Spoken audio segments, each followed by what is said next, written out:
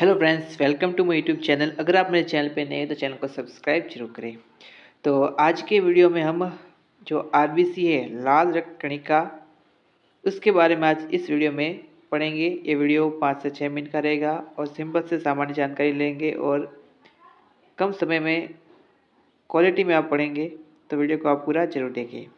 सबसे पहले बात करें आरबीसी। आरबीसी हमारे रक्त में पाई जाने वाली एक रक्त का एक घटक है। ठीक है। आरबीसी का कार्य क्या है?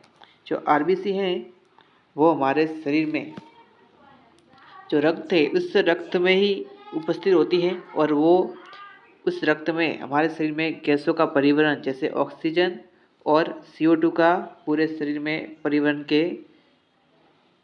का कार्य करती है आरबीसी। ठीक है। तो आरबीसी का अन्य नाम क्या है? तो आरबीसी को इरिथ्रोसाइट भी कहते हैं। और आरबीसी की आकृति की बात करें तो आरबीसी उभयावताल या वर्ताकार आकार की आरबीसी होती है। ठीक है, इतना पढ़ लिया। अब जो आरबीसी है उसमें केंद्रक नहीं पाया जाता है। जो आरबीसी है उसमें केंद्रक अनुपस्थित होता है। क्या होता है? अनुपस्थित।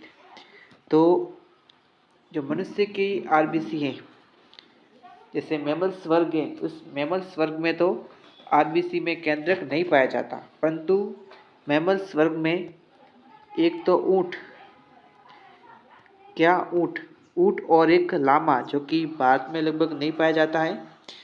उस ऊँट और लामा, क्या नाम है? ऊँट और लामा, उस जानवरों की आरबीसी में केंद्रक पाया जाता है। तो ये दो अपवाद है, ऊँट और लामा। तो बहुत से कॉम्पिटिटिव एग्जाम में ये प्रश्न पूछा जाता है। तो मैमल्स वर्ग में कौन से अपवाद स्वरूप हैं जिनमें आरबीसी में केंद्रक पाया जाता है? तो आपको याद रखना है ऊँट और लामा। ठीक है। अब बात करते हैं जो मानव शरीर में आरबीसी की संख्या कितनी होती है ब्लड में। तो मानव शरीर में 50 से 55 लाख, कितने? 50 से 55 लाख, 55 लाख तक आरबीसी की संख्या पुरुषों में होती है। कितनी? 50 से 55 लाख प्रति मिलीमीटर क्यूब पुरुषों में आरबीसी की संख्या या मात्रा रहती है। महिलाओं में 45 से 50 लाख तक आरबीसी की संख्या रहती है प्रति मिलीमीटर क्यूब तक। उसके बाद बात करें तो मानव में आरबीसी का माप कितना है, साइज कितना है? तो 7.5 माइक्रो मानव में आरबीसी का साइज है। ठीक है। और ये O2 के परिवहन का कार्य करता है, CO2 का भी करता है। ठीक है। उसके बाद नेक्स्ट देखते हैं कि आरबीसी का जीवन काल कितना होता है। तो मैक्सिमम 120 दिन का जीवन काल होता है आरबीसी का। ये यहाँ ऐसा मानते हैं कि 90 से 120 दिन के अंदर आरबीसी नष्ट हो जाती है। और ये नष्ट होती कहाँ पर है? तो एक स्थान है पलिया। उस पलिया में आरबीसी का विनाश होता है, नष्ट होती है।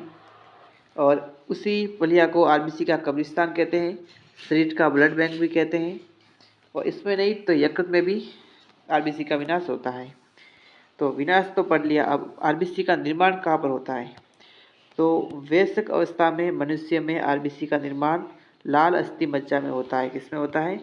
लाल अस्थि मज्जा, रेड बोन मैरो में आरबीसी का निर्माण होता है। अगर भ्रूण की बात करें तो भ्रूण में आरबीसी का निर्माण कहाँ पर होता है? तो जो भ्रूण है उसमें भ्रूण में सर्वप्रथम तो जो आरबीसी है उसका निर्माण योग सेक में होगा। और उसके बाद गर्भ में यकृत और पलिया, इन दोनों में आरबीसी का निर्माण होगा जब बच्चा गर्भ में है। ठीक है। नेक्स्ट, अगर किसी के शरीर में, रक्त में अगर आरबीसी की कमी हो जाती है तो उस कमी को क्या कहते हैं? तो उसको कहते हैं एनीमिया। उसे कहते हैं कि एनीमिया रोग हो जाता है आरबीसी की कमी में। अगर आरबीसी की संख्या में वृद्धि हो जाती है तो कौन सा रोग होता है? तो पॉलीसाइथोमिया रोग हो जाता है। कौन सा रोग हो जाता है? आरबीसी की संख्या ब्लड में वर्दी हो जाने पर पॉलीसाइथीमिया रोग हो जाता है। तो ये छोटी सी क्लास थी यूट्यूब पर। तो आप चैनल को सब्सक्राइब जरूर करें। वीडियो पसंद आए तो वीडियो को लाइक भी जरूर करें। हमारा छोटा सा ये प्रयास है। अभी हम यूट्यूब पर भी क्लासेस और भी लाएंगे, छोटी छोटी क्लासें, और आप लाइक ज़रूर करें क्योंकि इससे हमारा हौसला भी बढ़ता है। तो धन्यवाद।